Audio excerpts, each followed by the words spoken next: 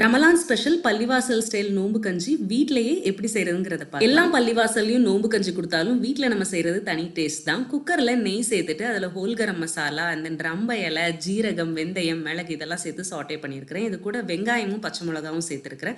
இது டிரான்ஸ்பரண்ட் ஆகும்போது இதுல நீங்க வந்து போன்லெஸ் சிக்கன் எடுத்துக்கலாம், இல்ல பீஃபோ மட்டனோ எதுனாலும் எடுத்துக்கலாம். பட் நான்வெஜ் சேர்க்கும் போது தான் நல்லா இருக்கும். இஞ்சி பூண்டு பேஸ்ட் சேர்த்துருக்கிறேன். இதோட தக்காளி, மல்லி இலை, புதினாலாம் சேர்த்துருக்கிறேன். இன்கிரீடியன்ஸோட அளவு கேப்ஷன்ல இருக்கு, செக் பண்ணி பார்த்துக்கோங்க.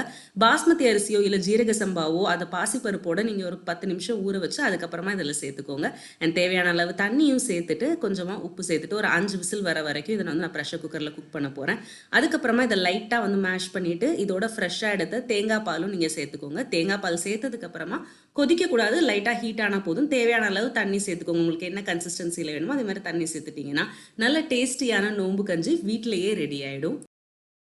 இஃப்தாருக்கு நோம்பு கஞ்சி ட்ரை பண்ணி பார்த்துட்டு எப்படி இருந்துச்சுன்னு சொல்லிட்டு கமெண்ட்ல ஷேர் பண்ணுங்க. ரமதான் முபாரக்.